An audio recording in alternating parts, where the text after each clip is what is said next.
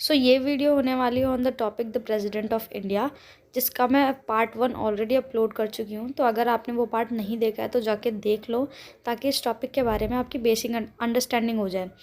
इस वीडियो में पार्ट 2 में हम डिस्कस करेंगे कि प्रेसिडेंट की पावर्स और उसकी ड्यूटीज़ क्या क्या होती हैं। डिटेल में जाएंगे, 1 बाय 1 हर पावर को डिस्कस करेंगे। बिना देर किए let's start the video.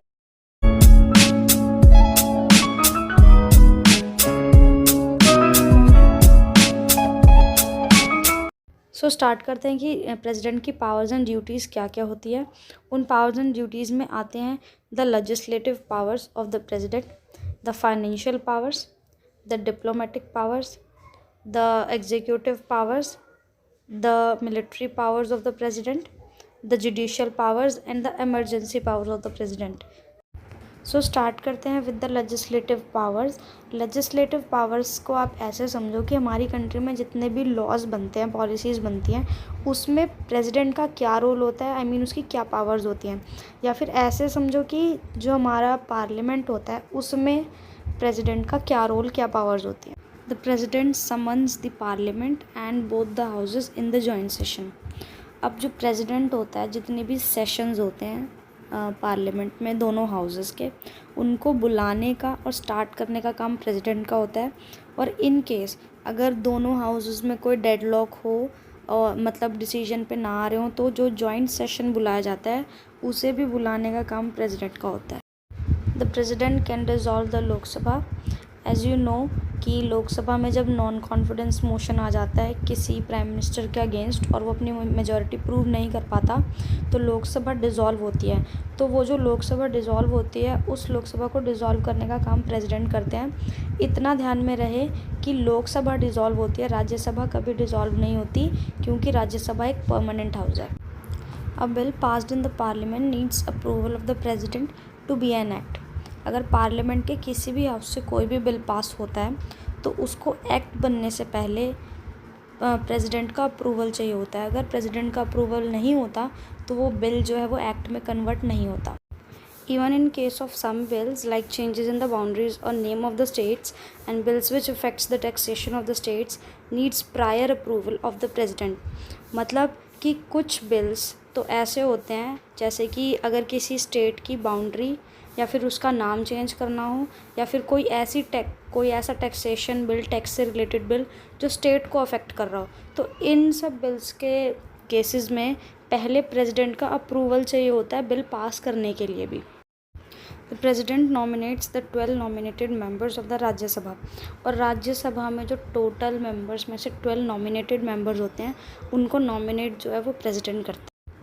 The president also nominates the 2 members belonging to the Anglo Indian community in the Lok Sabha.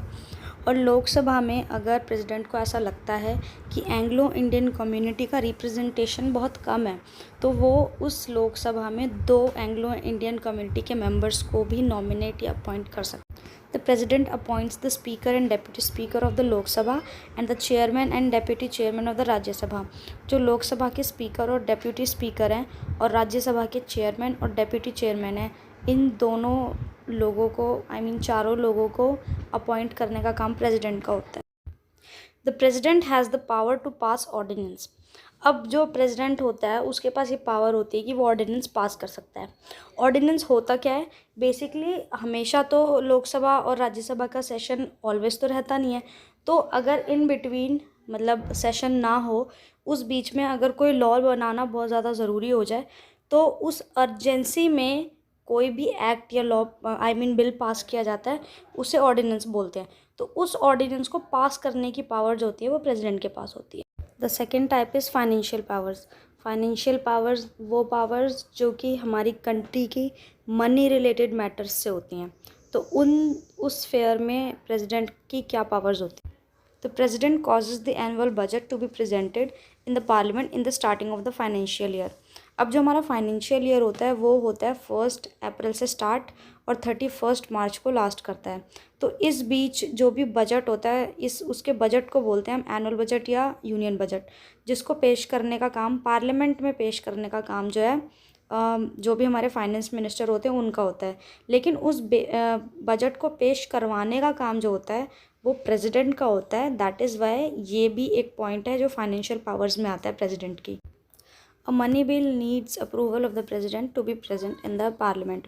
जो मनी बिल होता है, जो और अलग बिल्स, जो बाकी 2 बिल से अलग होता है, अमेंडमेंट बिल से या किसी और बिल से अलग होता है, उस मनी बिल को पास होने के लिए पहले प्रेसिडेंट का अप्रूवल चाहिए होता है, वो तभी पास हो पाता है।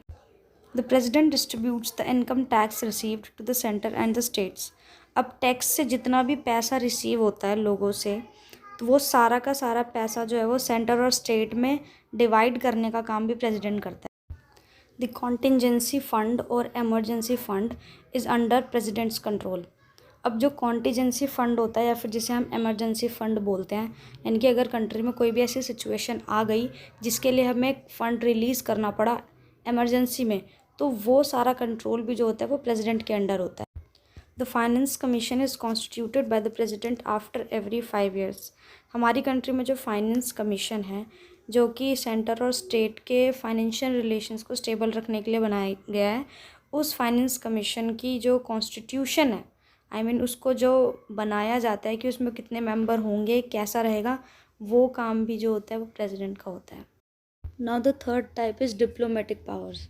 डिप्लोमेटिक पावर्स मीन्स हमारी कंट्री की और कंट्रीज से क्या रिलेशंस है, लाइक इंटरनेशनल रिलेशंस में प्रेसिडेंट का क्या पावर है।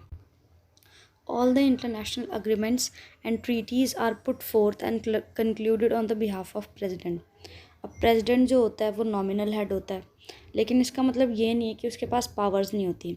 हमारे जितने भी इंटरनेशनल रिलेशंस में किसी भी कंट्री के साथ अग्रीमेंट्स या ट्रीटीज साइन होती हैं, तो वो जो है प्रेसिडेंट के बिहाफ पे ही प्राइम मिनिस्टर या कैबिनेट ऑफ मिनिस्टर्स करते हैं। इसमें प्रेसिडेंट का अप्रूवल बहुत ज़्यादा ज़रूरी होता है। The president represents India in international forums. अब इंटरनेशनली किसी भी कंट्री के साथ कोई भी ऑर्गेनाइजेशन में इंडिया का रिप्रेजेंटेशन जो है वो इंडिया के प्रेसिडेंट ही करते हैं। ऑर्गेनाइजेशन से मेरा मतलब है आसियान हो गया और अपना यूनेस्को हो गया। इन सब ऑर्गेनाइजेशंस में इंडिया का रिप्रेजेंटेशन जो होता है वो प्रेसिडेंट करते हैं। Next is executive powers. अब कोई भी लॉ या एक्ट बनता है तो उसको इम्प्लीमेंट करना होता है, तो उस लॉ के इम्प्लीमेंटेशन में प्रेसिडेंट की क्या पावर्स होती हैं। All the executive actions are taken in the name of the president. अब क्योंकि प्रेसिडेंट जो होता है वो नॉमिनल हेड होता है और यूनियन गवर्नमेंट का हेड होता है, तो जितने भी लॉज या कह लो लॉज इम्प्लीमेंट होते हैं वो प्रेसिडेंट के नेम पर ही होते हैं। तो इस तरीके से उसके पास ये एक बहुत इंपॉर्टेंट एग्जीक्यूटिव पावर है कि उसकी परमिशन के बिना वो लॉ जो है वो इम्प्लीमेंट नहीं हो सकता। अब प्रेसिडेंट की एग्जीक्यूटिव पावर्स में सारी की सारी तो नहीं but mostly basically appointment powers होती हैं, जिसमें वो काफ़ी लोगों को अपॉइंट करता है, काफ़ी कमीशंस को अपॉइंट करता है। वे उनमें आते हैं inter state council, attorney general of India, comptroller and auditor general of India, chief election commissioner of India और chairman of the UPSC and other members of the UPSC, state governors and administrators of the union territories. Other than this, जो schedule caste, schedule tribes और OBC के लिए national commission setup होती हैं country में, उनको भी अपॉइंट करने का काम जो होता है वो प्रेसिडेंट का होता है। Now the military powers of the president. President is the supreme commander of the Indian armed force. अब क्योंकि इंडियन नेवी, इंडियन आर्मी और इंडियन एयरफोर्स का वो सुप्रीम कमांडर होता है, तो इन आर्म्ड फोर्सेस में कोई भी एक्शन या कोई भी अप्रूवल जो है वो प्रेसिडेंट ही लेता है। Along with this the president can declare war और पीस। और अगर हमारी किसी भी कंट्री से कुछ ऐसी लड़ाई वगैरह है या ऐसी सिचुएशन है जिसमें वॉर डिक्लेयर करनी है, तो उसका डिक्लेरेशन भी प्रेसिडेंट करता है। और ऐसी सिचुएशन है कि अगर उस वॉर को ओवरकम करना है, पीस डिक्लेयर करना है, तो वो काम भी जो है वो प्रेसिडेंट का होता है। Now the judicial powers of the president, मतलब किसी केस से रिलेटेड या फिर कोर्ट से रिलेटेड प्रेसिडेंट की क्या क्या पावर्स होती हैं। The president appoints the chief justice of India, जजेस of the supreme court and high court. President के पास जो पावर होती है कि वो जो CJI होता है यानी कि चीफ जस्टिस ऑफ इंडिया, उसको अपॉइंट करते हैं प्रेसिडेंट, और सुप्रीम कोर्ट के जितने भी जजेस होते हैं उनको अपॉइंट करता है, और हाई कोर्ट के भी जितने भी जजेस होते हैं उनको अपॉइंट करता है। इसके अलावा अगर किसी जज को रिमूव अगर करना हो तो वो पावर भी जो है प्रेसिडेंट के पास होती है। The president also has pardoning powers. अब पार्डनिंग पावर्स होती हैं जैसे किसी की सज़ा को कम करना हो गया, किसी की सज़ा को माफ़ करना हो गया, डेथ पेनल्टी को जो है वो उस टाइम डिले करना हो गया। ये सारी की सारी पावर्स जो हैं, पार्डनिंग पावर्स जिन्हें बोलते हैं, वो जुडिशल पावर्स में आती है प्रेसिडेंट की। Now the emergency powers of the president. अब एमरजेंसी पावर्स प्रेसिडेंट की क्या होती हैं, उससे पहले हमें ये समझना होगा कि पावर्स जो होती हैं एमरजेंसी पावर्स, वो होती क्या हैं। तो पहली इमरजेंसी जो होती है अगर हमारी कंट्री में लगती है, वो होती है नेशनल इमरजेंसी, जो कि आर्टिकल 352 के अकॉर्डिंग ये कहती है कि अगर हमारी कंट्री में कोई वॉर की सिचुएशन आ गई, ठीक है, हमारी कंट्री में कोई बाहर से अटैक वगैरह हो गया, या कंट्री में इंटरनल डिस्टर्बेंस चल रहा है ऑल ओवर कंट्री में, तो इस केस में जो है प्रेसिडेंट के पास ये पावर है कि वो इमरजेंसी अकॉर्डिंग टू आर्टिकल 352 लगा सकता है कंट्री में। Now the second type of emergency is state emergency. According to Article 356, अगर किसी भी स्टेट में कॉन्स्टिट्यूशनल तरीके से जो भी है काम नहीं हो रहा, यानी कि संविधानिक तरीके से कोई भी काम नहीं हो रहा है, जो भी प्रोविजंस जो है वो सेंट्रल गवर्नमेंट ने पूरी कंट्री के लिए रखे हैं, वो स्टेट जो है वो पर्टिकुलरली उसे फॉलो नहीं कर रही, तो इस केस में गवर्नर से पूछ कर, क्योंकि एक तरीके से गवर्नर जो होता है वो एक तरीके से प्रेसिडेंट का ही रूप होता है स्टेट में, तो गवर्नर से उस चीज़ की रिपोर्ट लेकर या उस चीज़ के बारे में पता लगाकर अगर वो अनकॉन्स्टिट्यूशनल वे में उस स्टेट में मैकेनिज़्म चल रहा है, तो उसके अकॉर्डिंग आर्टिकल 356 को ध्यान में रखते हुए प्रेसिडेंट के पास ये पावर होती है कि वो उस स्टेट में इमरजेंसी लगा सकता है, और जब वो उस स्टेट में इमरजेंसी लगाता है तो उस स्टेट की का जो रूल होता है उसे हम प्रेसिडेंट रूल कहते हैं, यानी कि वो जो स्टेट है वो प्रेसिडेंट के अकॉर्डिंग चलेगा उस पीरियड तक जब तक इमरजेंसी लगी हुई है। और थर्ड इमरजेंसी है फाइनेंशियल इमरजेंसी।